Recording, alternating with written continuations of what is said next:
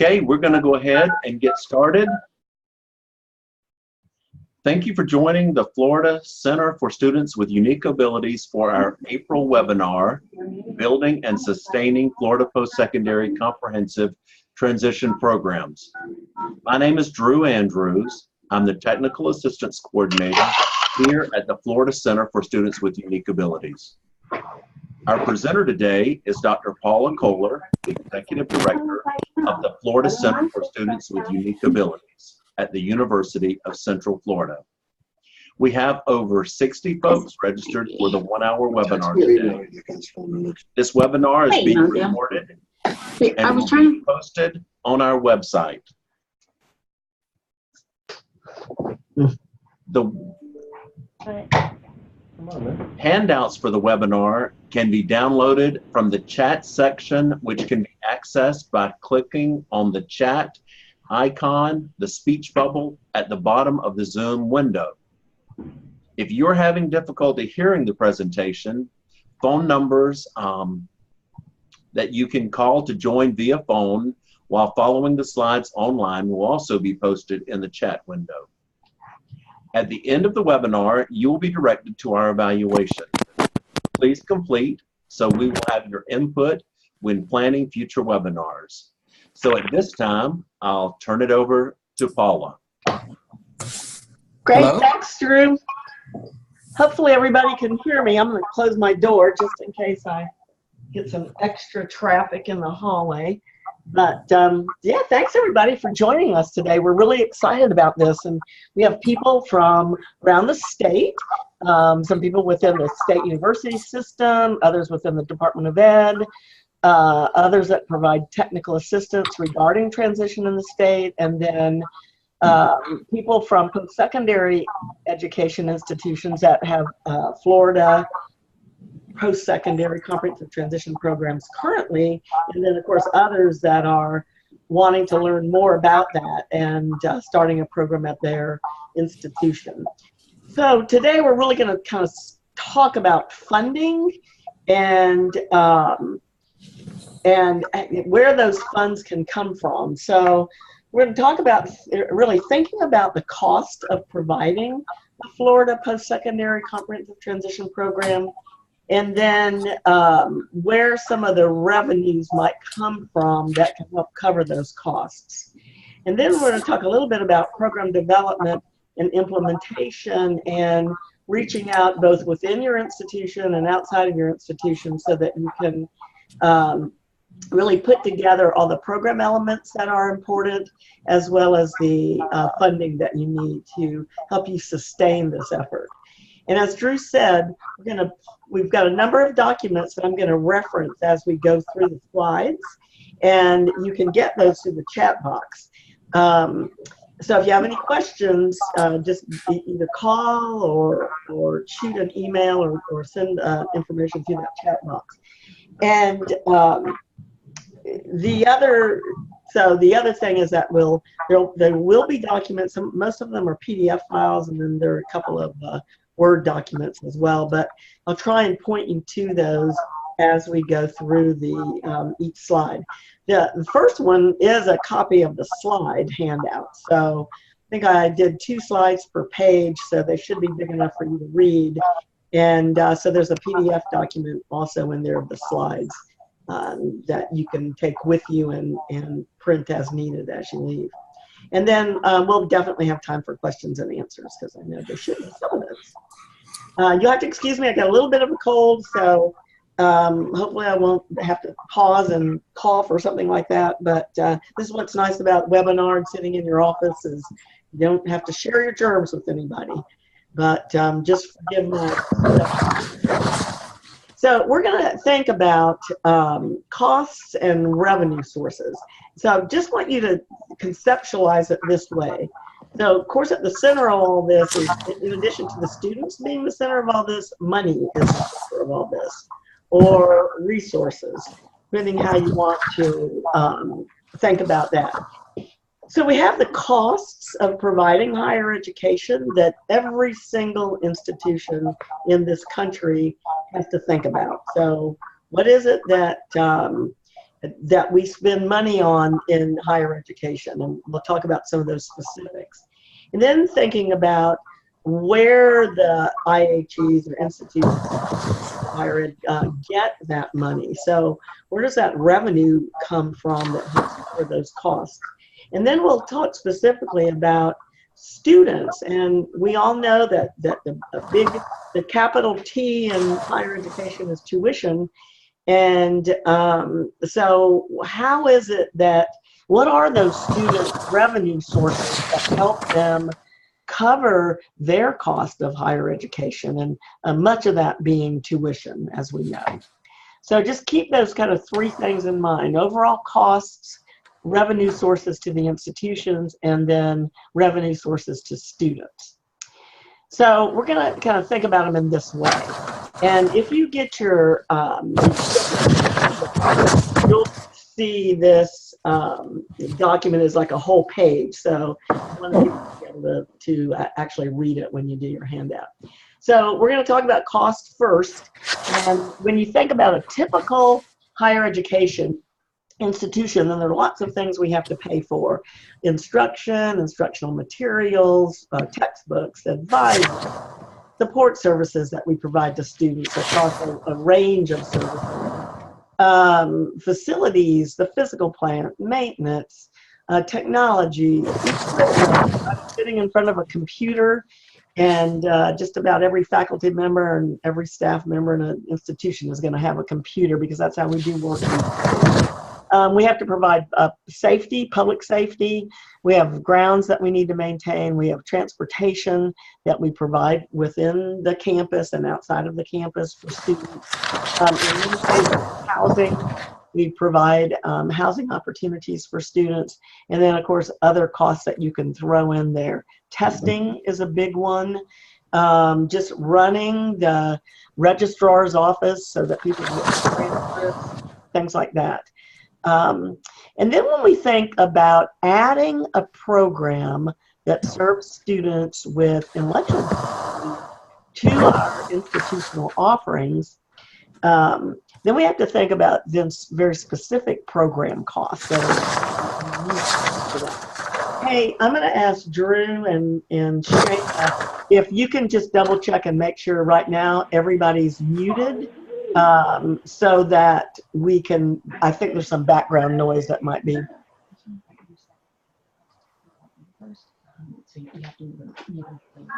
Oh, we have to mute them from here. Okay, you can do it right there. I'll keep talking. Shayna's going to mute them. Okay, so thinking again about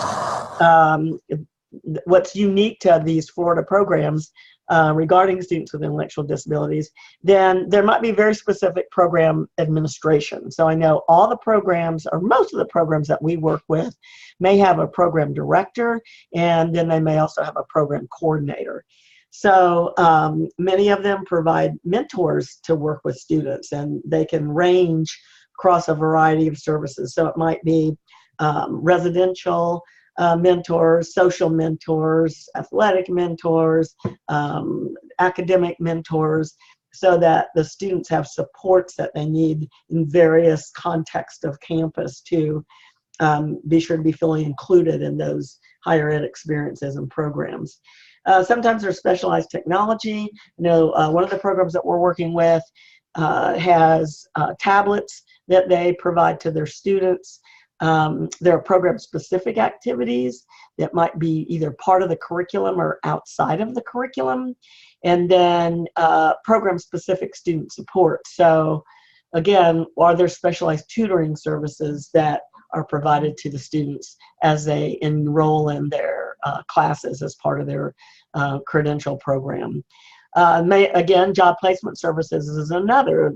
There's a heavy emphasis on employment in these programs. So one of the things we have to think about is what types of work experiences or internships are students engaged in as part of their curriculum. And then two, as they near the end of their program, certainly the expectation and our measurement of what these programs' success is based on is employment. whether or not their students actually get jobs. And we really want to be able to look at how are students who are in our Florida Post-Secondary Comprehensive Transition programs faring in relation to students who are not in those programs. So we'll be looking at that in the future. We want to show the benefit of these programs that students gain through this curriculum by earning this credential and its ultimate effect on their employment. Okay, so keep those things in mind. Those are costs, not all the costs, but many of the costs that we'll have in higher ed generally, and then as we think about adding a Florida Post-Secondary Comprehensive Transition program. So now you have to think about what are those revenue sources. So where do tech schools, tech colleges, state colleges, community colleges, universities, where do they get their funds from as they deliver all those things in that first column? So clearly, as I said before, the capital T word is tuition. So in many cases, there's standard tuition, and in other cases, there's differential tuition.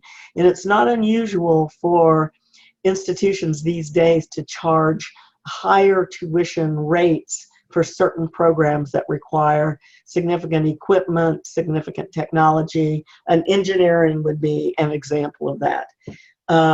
There are enrollment fees to get on and apply for the to the college or the university. There's an enrollment fee, and that may happen every semester. It may happen the first time you apply, or application fee.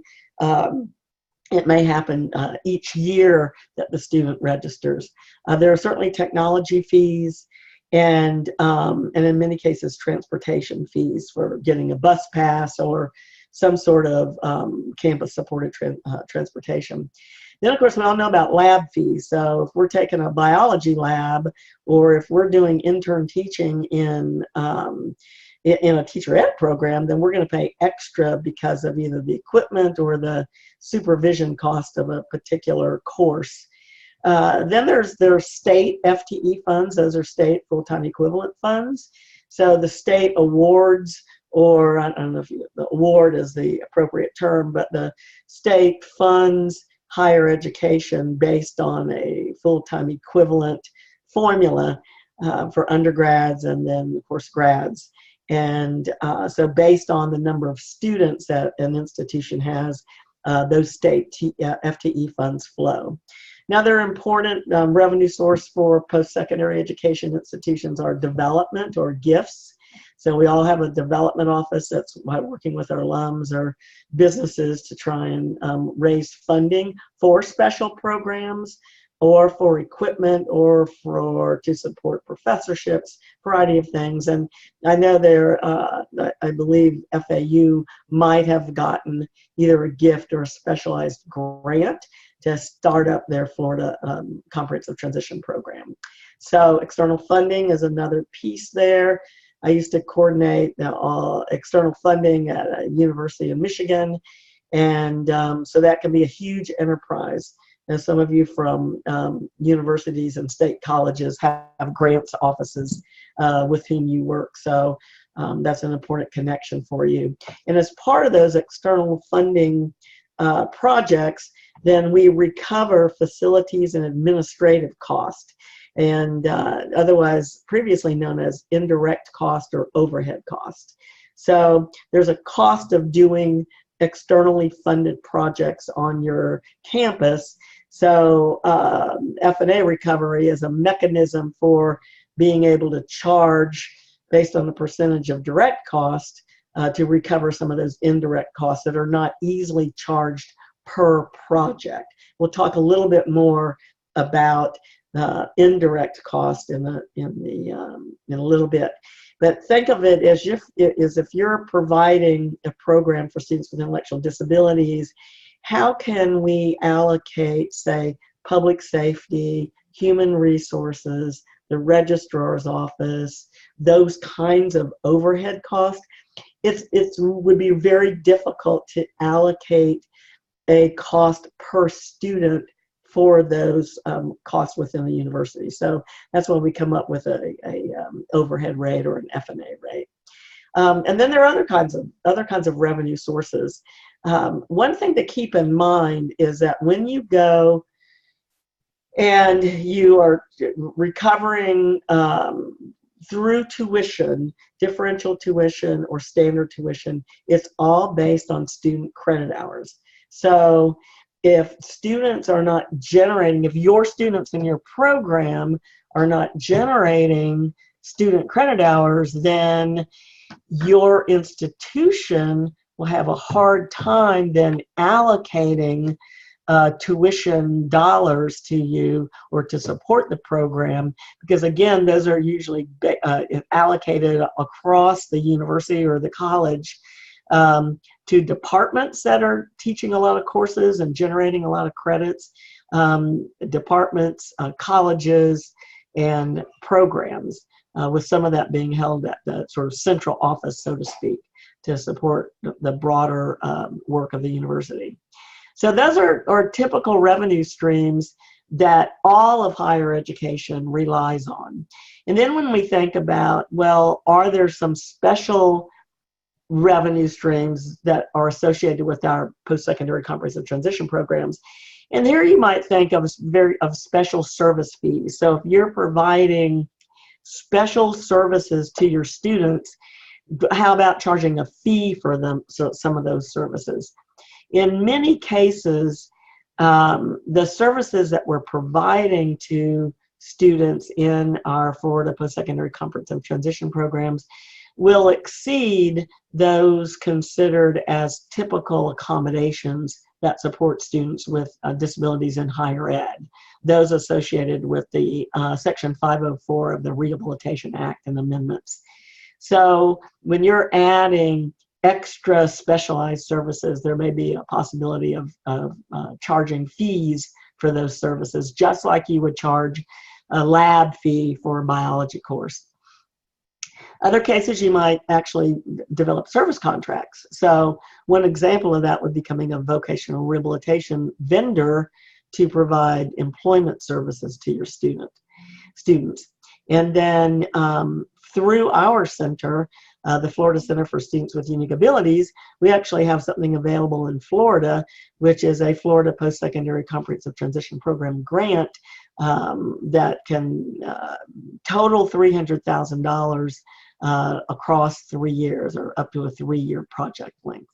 So those, again, are revenue streams that come into the institution that support or help cover those costs.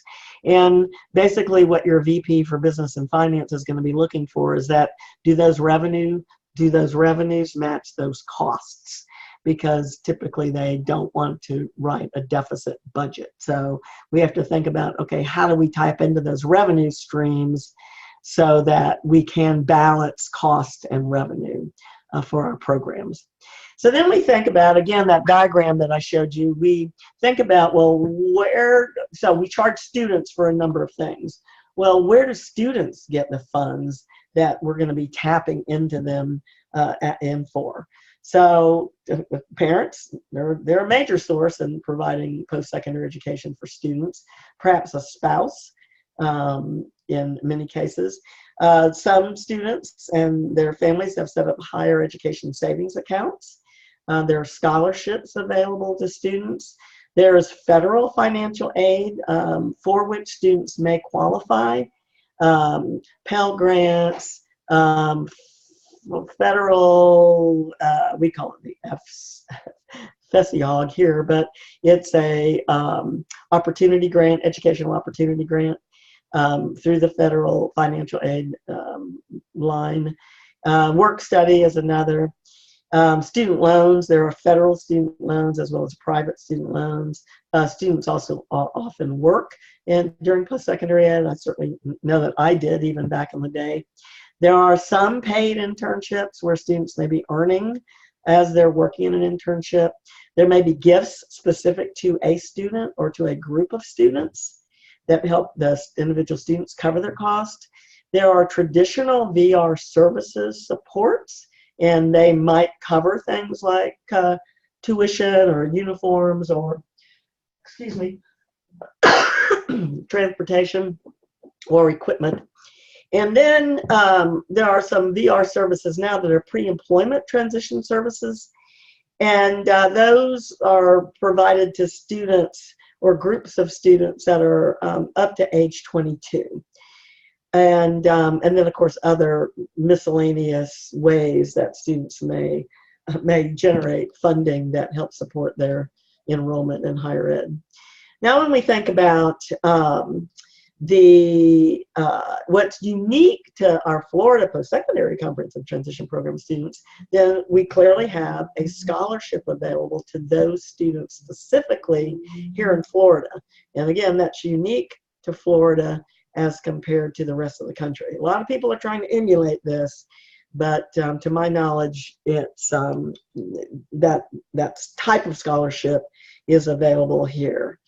There's other service agency support. So I know some of the programs that are in existence, or some of those who are serving students with intellectual disabilities but haven't reached that Florida approved status yet, are working with the Florida Developmental Disabilities Council. And for example, I was talking with a colleague that's working with a program in Hawaii, and they're using Medicaid waiver dollars to help support their students' enrollment in their comprehensive transition program. So rather than paying institutions for a certain number of slots for their students with developmental disabilities, or their clients with developmental disabilities, they're supporting those students in post-secondary education programs. So that's another thing to think about with our students. There may be specific grant support, such as our grant and or other grants that are available. And if some of you have sought grants from other sources and have been able to swing in those dollars, some federal grants, there are certainly federal TIPSID projects, transition programs for students with intellectual disabilities. Student loans, again, may come to students with intellectual disabilities in these programs. But one thing you have to understand is that although they may qualify for federal financial aid, federal student loans are not available to this particular group of students. And then when you think of federal financial aid, it's Pell Grant, the employment opportunity grants or education opportunity grants, and work study.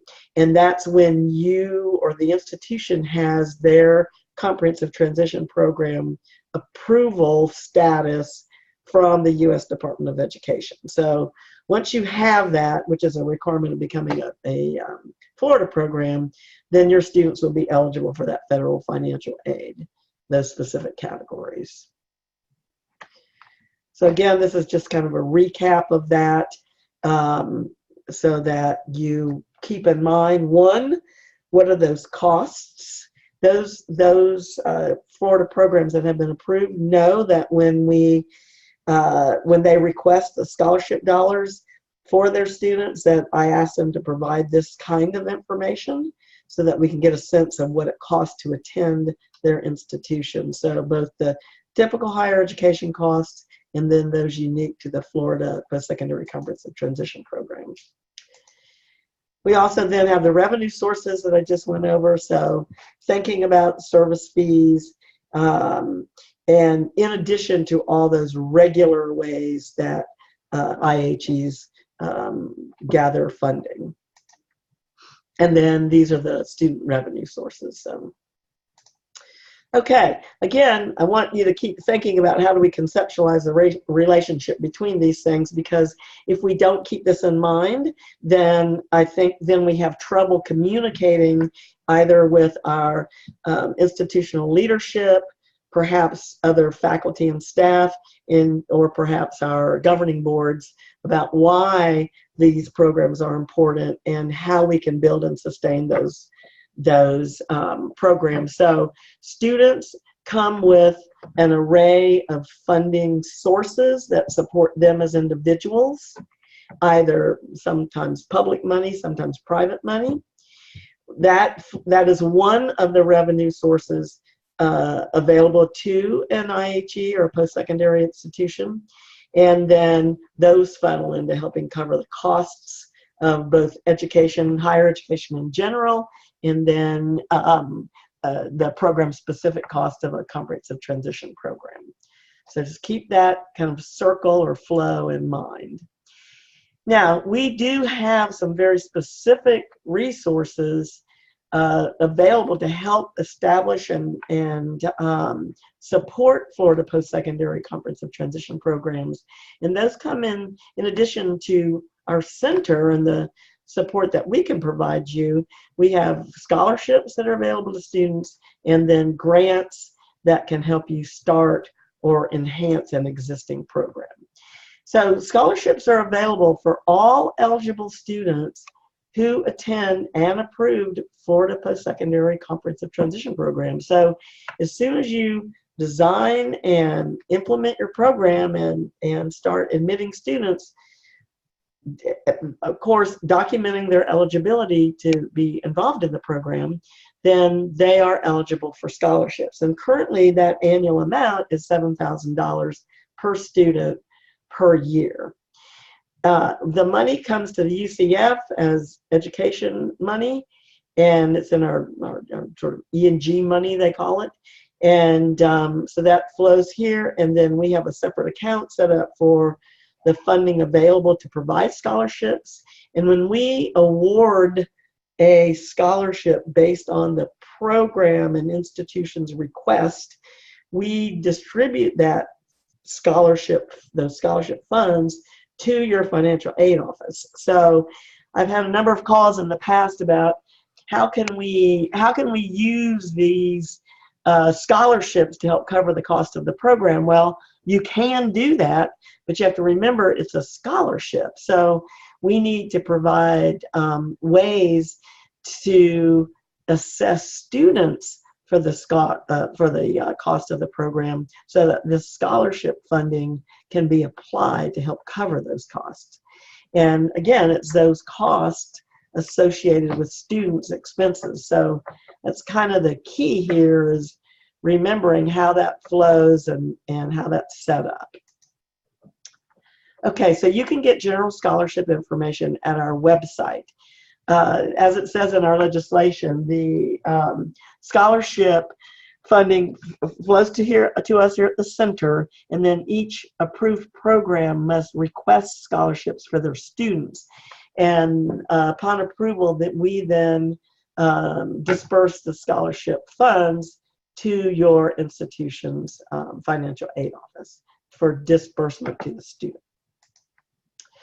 Okay, when we talk about grants, the other sort of significant resource is you can use these grants to either start up a new program or to take an existing program that's serving students with intellectual disabilities and use these grants to help you reach the standard, so to speak, of becoming an approved Florida program. I'll give you an example.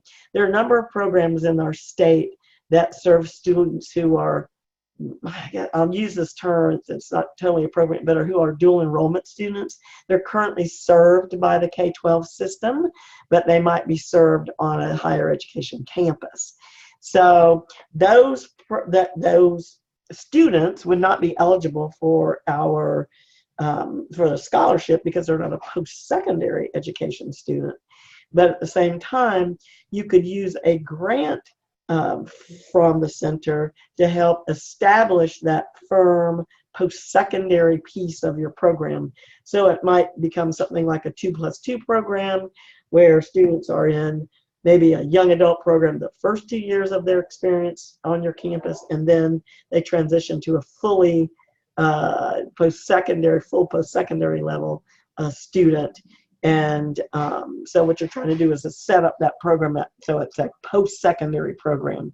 So that's how you can use an enhancement grant. Or you can take a existing approved program and expand it, replicate it someplace else. FAU did that with their grant last year. Or this year, I guess I should say, they had a program implemented at their Jupiter campus, and they're using their grant funds to replicate that at their Boca campus. So you want to see this move from site to site and build so that we can serve more students or improve what we're doing. They're both.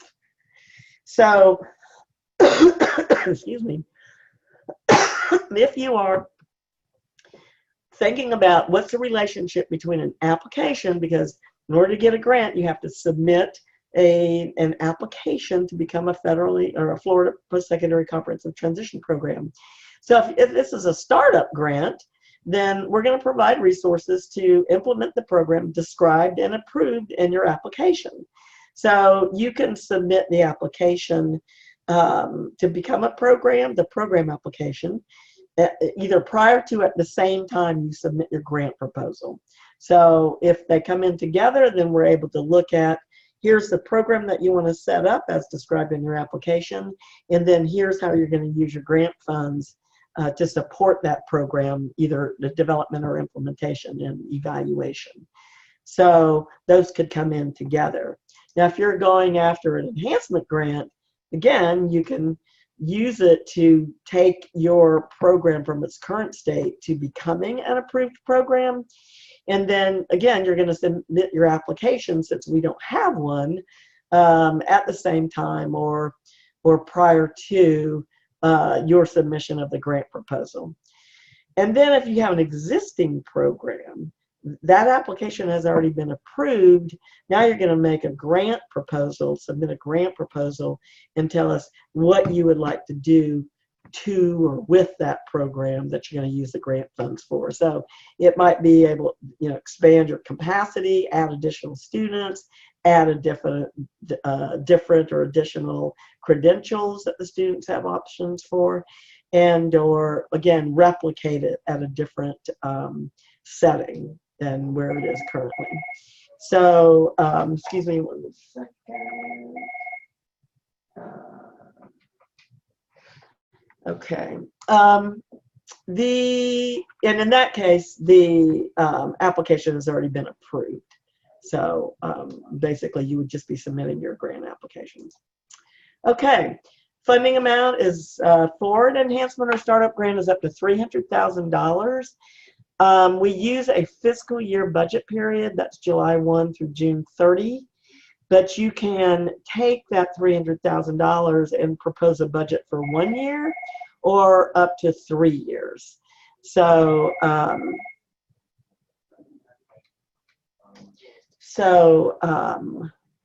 there's a document that we have that'll show you what's available with that.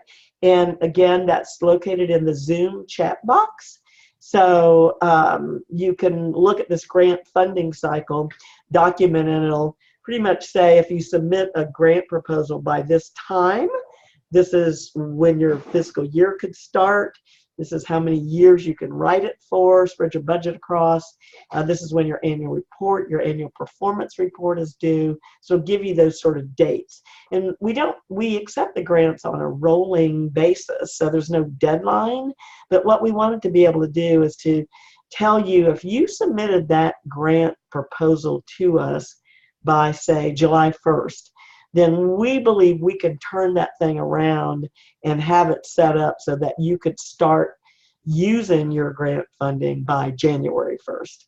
So those are what the dates within that grant funding cycle tell you, is here's what we hope that to be able to do to turn something around that review and award process, so that we can, again, get the funding out to you and you can get your program started.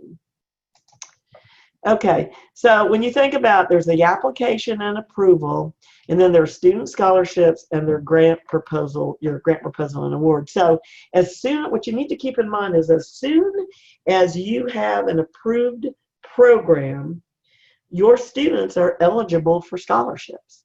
You do not have to write a grant. You do not have to have a grant contract in place. If you did write a grant, there's really no association between the student scholarships and the grant proposal. They're both associated with getting an FPCTP application submitted and approved. And the grant proposal can come along with that to support it. But when your program gets implemented and you start accepting students, then they're eligible for the scholarship regardless of the grant.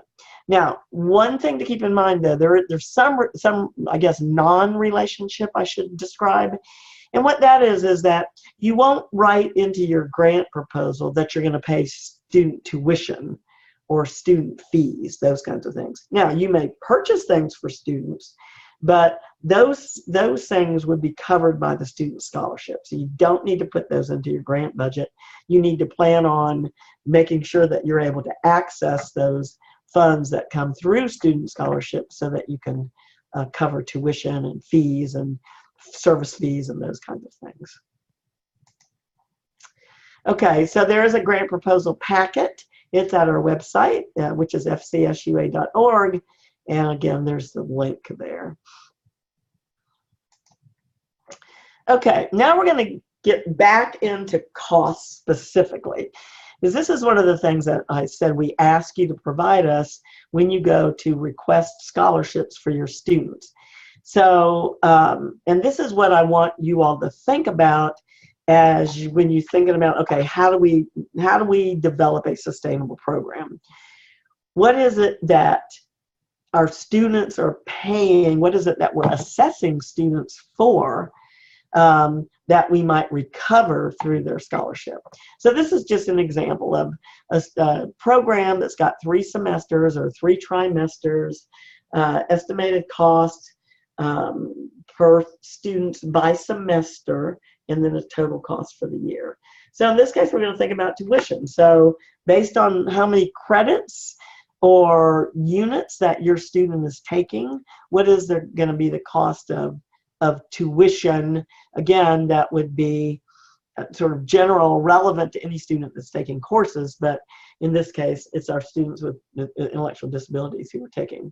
Is there a course fee that these students have to pay? Is there some other fee, like an enrollment fee? This case, this example shows that they pay that only at the beginning of each year, not each semester. And then what are the books that the students will need to participate in this program successfully? So those will give you then the sort of total general cost that a student with intellectual disabilities might have, and that are either similar or the same as your other students at your institution. But in this case, these students are coming into this specialized program, Florida Postsecondary Comprehensive Transition Program. Might be a specialized credential. They might be earning an existing credential, and you're providing additional supports so that they can access that credential and succeed in that credential. So thinking again about services and the relationship of those supports to student success. So in this case, this gives an example of mentors. So say you have 20 students and every one of your students has a mentor, and you know what you're paying for a mentor, then you can estimate the cost per student in this case. Same thing with internship supervision. If you're paying somebody to place students in learning experiences, paid work or internships, then, and you have a certain number of students, then you're able to calculate the costs of that service for those particular students in this program. Might be special technology. Again, we use the example of students either needing to have a laptop or a tablet. So that's a fee, or that's a purchase that students are required to make and then charge to their account.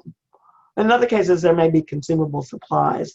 If you have an artist program or you have a culinary program, there may be consumable supplies that the students are responsible, for which they're responsible for paying. And then, so you can look at what those costs are.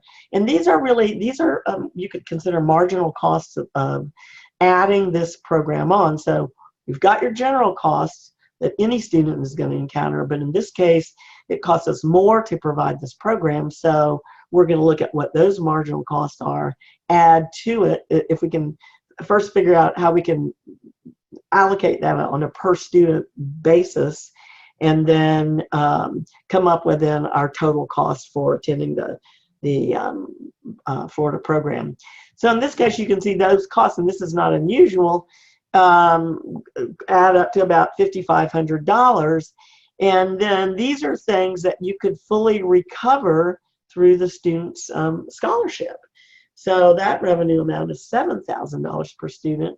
And in a situation like this, we'd probably disperse part of the money in the fall semester, part of the money in the spring semester, and then the remaining amount in the summer semester based on the proportion of those costs to overall costs. So again, keep that in mind. Now, a few things to think about. This model includes basic direct costs, instruction, specific services that we're providing to the students, and their expenses that you can charge to students, but they're also expenses that you can estimate a per student cost for. So again, if you look at public safety, it would be very hard to come up with a cost per student for public safety or your human resources department or your IT and tech department. That's going to be more difficult to do. But in this case, you're looking at very specific things that can be calculated on a per student basis. Okay, so when you think then about recovering costs from students or for students, then think about these are the strategies that you would use. So again, fees for services. If you're having mentoring services that are kind of a required component of your program, or you are providing specific work experiences for the student that has a job placement specialist, someone like that, then you can calculate fees for that per student and then bill those to the student's account. Another way to keep in mind that's real important because it relates back to that whole concept of student credit hours is how you generate student credit hours for the various learning experiences that your students are engaged in that you can recover via tuition. So clearly, what are their academic courses? What are the other things in which the students are engaged, either around occupational skills, social emotional skills, independent living skills, of course, work experience. So, one way to approach that is to develop course numbers for those and then identify, get those courses approved within your institution as part of your program so that if students are living in the dorm and you're assigning them mentors, and the thing to think about is what are the student learning outcomes that you expect in each of these areas. So what are those independent living skills that we expect students to develop? What are those social emotional skills? And what are their occupational skills? So that you can now generate either units or credit hours for those things to which you're providing instruction and or support to students.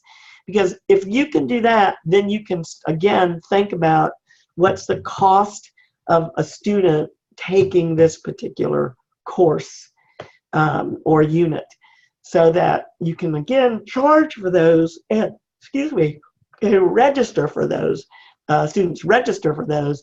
So that's again a way to, number one, track the student learning outcomes based on those experiences and what your expectations are, and then two, be able to award students credits that show up on either a transcript of some sort, and then a way to recover costs associated with providing those services. A lot of people provide these things but aren't necessarily thinking about those three things: learning outcomes, credit hours, and revenue associated with those. Okay, so how do you help students generate the revenue through which they can cover those kinds of costs? Well, of course, one piece of advice is to assist your students, if they are not already vocational rehabilitation clients, to become one, and setting up a real close relationship with your VR counselors in your area so that they have an individual plan for employment that includes employment preparation via your program. Meaning, if that's what you're looking at, we're preparing students for employment aligned with these career goals or within these specific employment need areas within our area, then how is that IPE written so that those students' path to employment is through your program. The second would be request the Florida Postsecondary Comprehensive Transition Program scholarships for eligible students. So again, there's $7,000 per student per year that can help students cover the cost of participating in the program. Another would become a VR vendor. So for example, if your students are VR clients, then, and you have 20 of those students or some number of those students who need job placement services, then rather than VR hiring another vendor to place their clients in employment or employment experiences, then look at becoming a VR vendor. And we have a number of VR people on our call today, and we're going to be providing more information about that in the future. So that's another thing to keep in mind and to reach out to your VR people so that you can understand the kind of ins and outs of doing that. And then once your Florida program is approved as a federal comprehensive transition and post-secondary program, then assist your students to apply for federal financial aid for which they might qualify. So again, that's a need-based program, and some of your students may qualify based on need. Okay. Now, that model that I just described is we're looking at what are we assessing students, and then what are the revenue sources for students to pay for those things. But we didn't really talk about a lot of the indirect costs that might be associated with those programs, such as, again, public safety, HR, IT, grounds, facilities, all those sorts of things. So administration of this particular program, and perhaps even marginal costs of services for these students. So we think about that bigger institutional picture, and we're adding a number of students to the institution, and we're increasing costs of doing business perhaps. When we do that, how do we think about recovering those costs? So again, these are quote unquote indirect costs. So how does the institution come up with its contribution to the program? So when you're working to either implement, improve, or start a program, you really have to think about what's the impact this program has on our institution? Where does this program fit within our institutional mission? And how do we make sure that this program is an integrated part of our institution, but recognizing that there are costs associated with that? We can't ignore that, or you're likely to be shunned by people who only see dollar signs. So think about utilizing existing services and support. So clearly we have advising structures in place. We have service learning. We have residential supports, such as those provided by Centers for Independent Living. We have job placement or career centers that exist on most of our institutions. And then we have other sort of instructional resources like a writing center. So for students who either need tutoring or extra support. And then of course, clearly we have our existing student services offices, and those offices that serve students with disabilities in particular, that have a lot of expertise around serving students with disabilities. They may not have specific expertise regarding students with intellectual disabilities, but that's again where you can either partner or just expand or increase knowledge and capacity. Another, again, as I just mentioned, was becoming a VR vendor. So that helps cover some of the additional costs of your program. And then another thing to think about is the latest iteration of our Workforce Investment and Innovation and Opportunities Act provided funding for vocational rehabilitation pre-employment transition services. So funds come to Florida to provide pre-employment transition services for students up to age 22. So there are a number of real innovative things happening around the country using these funds, such as summer programs on college campuses that provide orientation to students with disabilities, or specific groups of students with disabilities. So this is somewhat new. Some states are still struggling with this. Some sort of hit the gate running. But think about, if our students are under age 22, what are some of the more general things we can provide that help move them towards employment that we might be able to partner with VR to provide, either before the students come to campus or after they come to campus? Again, age is an important factor here.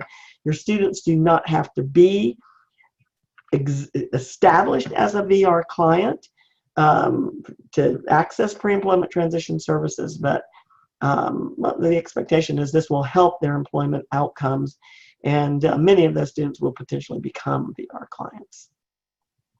Okay, so that's thinking about the indirect costs. So again, when you think about those program costs, that some funding is available, so you can apply for a Florida Postsecondary Comprehensive Transition Program grant for developing your program and then implementing your program. As I said, you can spread that budget out over 3 years. So this would help you fund specific personnel and or services while you put all these other strategies that I've talked about in place. So maybe you want to establish a program, you're going to work with VR to get your students set up as clients, you're thinking down the road that one way to provide that employment placement or work placement, internships, and then ultimately employment for your students might be to provide those services.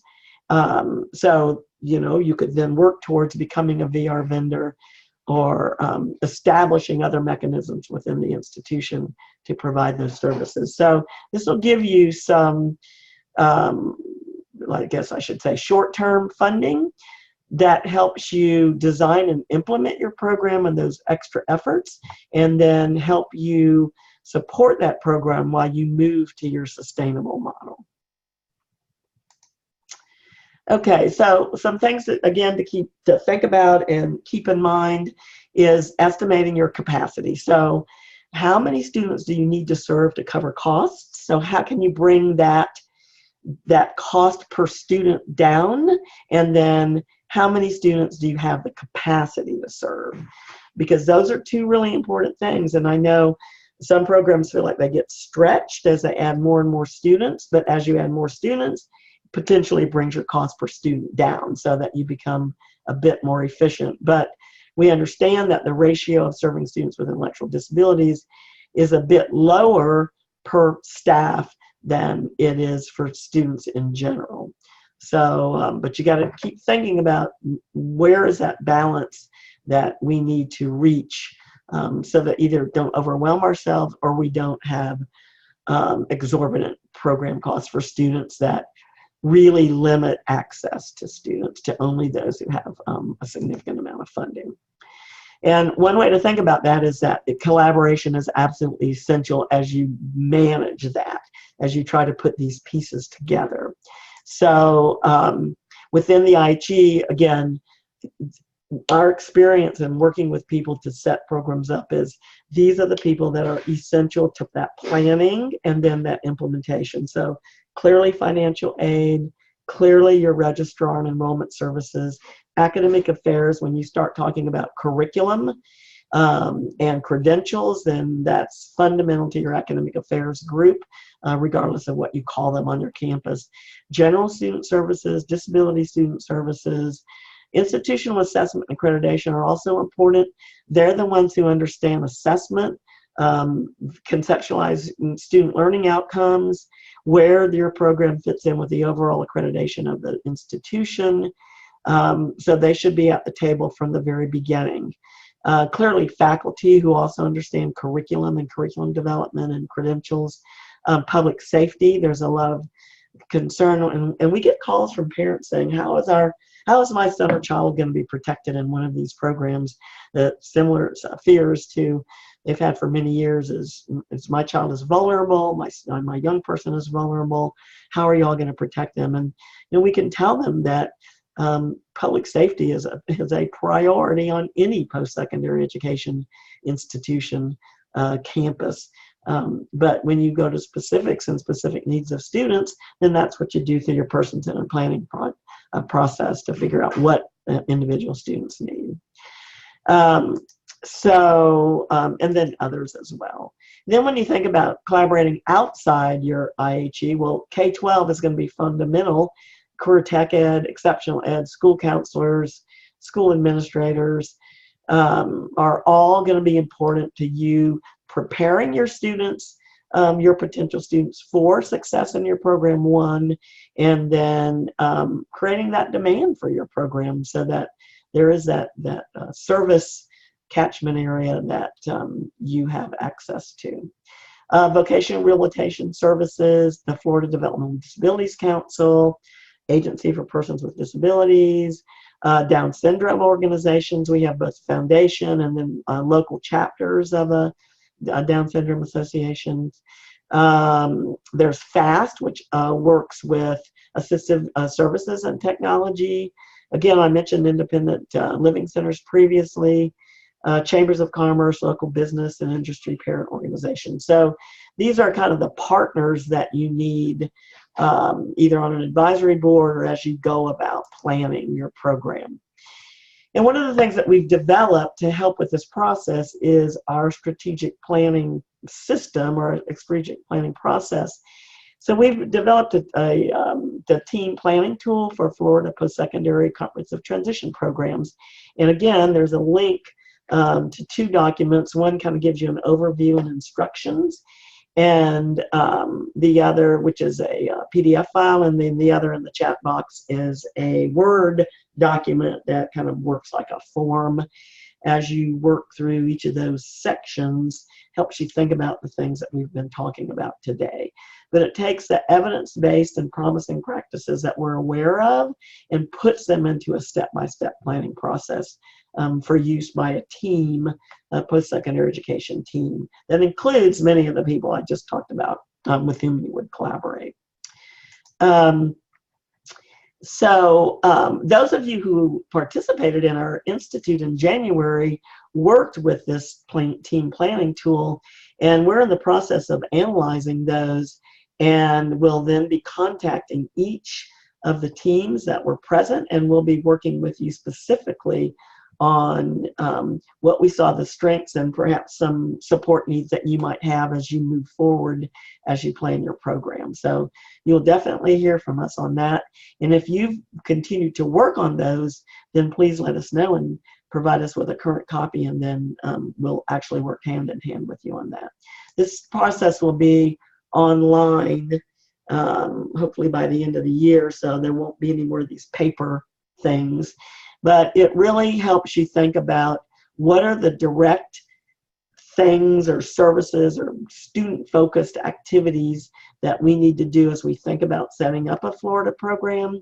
And then how does that with faculty and staff? How do faculty and staff, what are our expectations for them? How do they work with our students? And then we think about the program and the IHE in particular. And so what are the credentials that you're going to offer? How are financial aid and the other campus offices working to support students in your program? So works you through a number of questions in that area. And then more broadly, how you engage with the concept and with the system and the community regarding the program. So alignment with your institutional's mission, how you're engaged with the business community and others. So the broader look at things to consider as you're setting up your program. So it really is focused on these four areas. And I know I saw Lyman Dukes from USF St. Pete is on, and Lyman and others were real, I think Margot's on, Margot Izzo from Ohio State, were real involved in helping us develop this tool. So others from kind of the broader research community had a lot of impact or input into that as well. So we definitely thank them. But this again will guide you through the topics that really focus on the things that we've talked about today: funding, program services, collaboration, institutional commitment, those kinds of things. So look at that and reach out to us so that we can work with you to look at what your needs are specifically. So I'll stop for just a minute, and before I tell you about some upcoming events and things, if anybody has a burning question, I haven't been watching the question box or the chat box. I don't know if anything's in there, but feel free to raise your hand or unmute. Do I have to unmute them, Shayna? Okay, so I've been watching the chat box, Paula, and I think we've responded to all of the questions that folks had. okay, fantastic. Well, and they're free to post anything else or request to be unmuted in there, and we can do that. I wanted to give you a little bit of a heads up. Of course, we provide assistance for people to prepare your application, prepare your grant proposal, to request scholarships. Our approved programs, in fact, I think Eric was just calculating the number of scholarships that we've given out this year, and I think it's probably approaching 70 scholarships this year, which is great, to students who are attending 7 of the approved programs in the state. Well, we can help you design an evaluation plan or to collect and analyze your evaluation data. We can help to develop your federal CTP proposal, that we work hand in hand with Think College to do that. And then the other thing, one of the things that we're charged with is giving feedback to our state legislators regarding funding and policy needs. So if we figure out that something is not working the way our Florida Postsecondary Comprehensive Transition Program Act was passed, then we are charged to get back with the state every year and provide either feedback or recommendations for improving that. So that's something that we definitely look for feedback.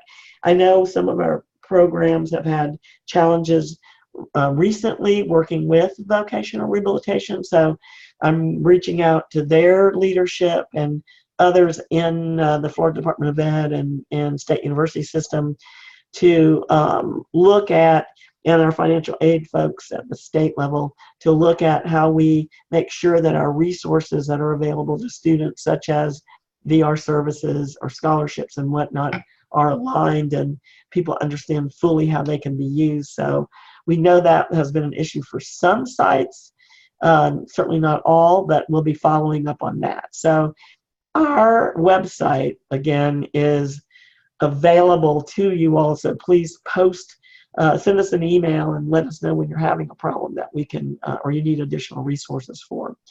Here's an opportunity that we've created for you to connect with K-12. It's a college and career transition club. We've approved 2. We've got a 3rd in the works. But the whole idea is to help you help them create the demand for these programs and to help prepare their students for your program. So this is the idea of a vocational student organization where folks can think about career development, developing student leadership, helping kids look at careers and where they want to go so that they can move towards those career goals. Looking at, again, how do we connect with VR? This would be a perfect sort of avenue or venue through which the K-12 districts could bring in VR counselors to meet their students with intellectual disabilities and other students with disabilities.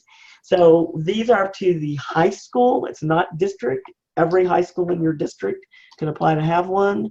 It's expect that we serve grades 9 through 12, and they would be serving students with intellectual disabilities, any disability, and students without a disability. So the expectation is that they pull from those 3 groups. And the annual budget that we'll provide is $6,000, and it's for the club sponsor stipend or hourly rate, however the school does it, resources for the students' use, and then to support the activities of the club. And again, we've posted a document It's a request for resource or a proposal to request resources for establishing one of these clubs, and that's in the Zoom box. It's also available on our website. That's really exciting, though. Thinking about a really cool way for your institution to connect with your K-12 district or districts or schools, specifically schools, and or your schools to connect with the post-secondary institutions in your district that serve your district. Okay, we have an upcoming event. So we have launched this webinar series. It's the first Tuesday in each month. We will have one in May, and I think, Drew, are we off in June or just July and August? Just July and August. We were going to have one in June. We just haven't got that finalized. Okay, so the May 1st webinar will be Dr. Claire Pape. She's with Think College, and she'll be really focusing on details of developing your federal comprehensive transition and post-secondary program application. So you can register right on our website like you did for this webinar. And we look forward to that. So yeah, every month at this time, join us, and we'll always post the topics and the speakers on our website. And then we're real excited to bring people back together. So our mid-year Check and Connect Institute will be June 20 and 21. It's here in the Orlando area at the Embassy Suites in Altamont Springs. This will, so the Mid-Year Institute will really run from, say, 1 o'clock on June 20th to about 2 on June 21. But in this case, we're offering a pre-institute credential workshop because we know some of the struggles people have in conceptualizing what their credential or credentials will be if different from those that they already offer. And then what those, how you develop a curriculum that leads to that credential. So we'll be doing a pre-institute workshop from 9 to noon on June 21st and talking about different mechanisms for doing that, different ways it might look. So join us for that. The content for the Institute, we're going to be focusing on programs and strategies. So we'll have 3 different programs the afternoon of June 20th, giving you examples of what it looks like in those contexts. And those will be repeated, so you'll be able to go to at least hear 2 of those 3 programs. And then we're putting together a panel of agency representatives so they can learn more about how they can support your program. And then the morning of June 21st, we hope to have agency panel roundtables so that you can come have breakfast provided by Embassy Suites and then talk with people one-on-one about what your program needs might be. Almost every single one of our facilitators that were participating with us in January will be back. They will work with their teams. You'll have a couple of hours of time with a facilitator. And if you are a new team, I know we've worked with a lot of you since that time, College of Central Florida, St. Pete College, and others, then we will also establish a facilitator for you. So do not feel that if you did not participate in the January Institute that you're not able to come to this. So we definitely invite new teams and returning teams and or representatives. There's no cost for this to register, but and just like our January Institute, we'll cover the cost for half of your team members. Depending on who they, how many of those are. And again, you can register at our website, and we have the flyer, gives you all this information within our chat box. Okay, so go to our website for other events and to access resources, and then call us or shoot us an email, and follow us, of course, because we have all these social media strategies that we're using as well, and we're real pleased that many of you find out about some of the things that are going on through these social media strategies. So that pretty much wraps it. We're available for some more questions if people have questions. But other than that, people are welcome to sign off. And again, we thank you so much for joining us. We hope it's been helpful.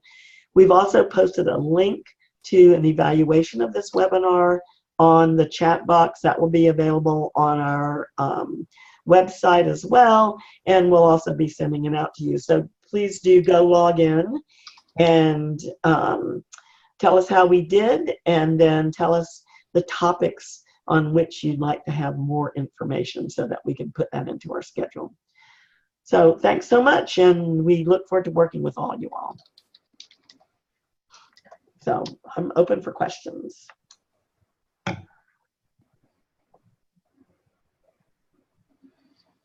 We're going to leave the webinar open for just a few minutes for folks to be able to copy the links that are in the chat box.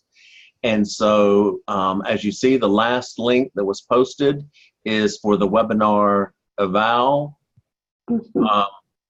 there. And then you also see the different Dropbox links that have the flyer to the mid-year check and connect, as well as the other resources that that Paula mentioned earlier. If you would like to be unmuted to ask your question out loud, or if you would like to ask a question in the chat box, please feel free.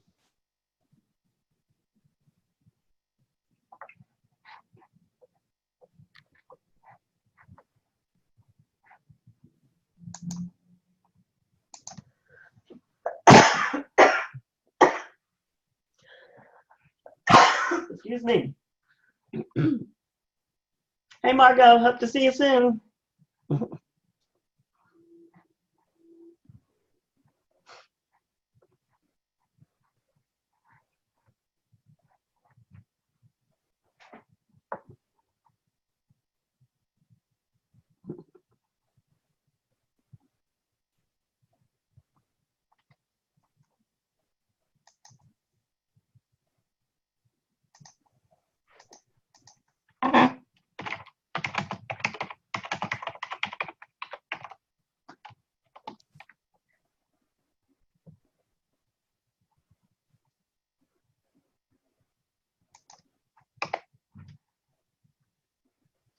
Okay, at this time, we're going to close the meeting, and everyone that registered will receive an email, again, with a link to all of the documents. Thanks so much for joining us today.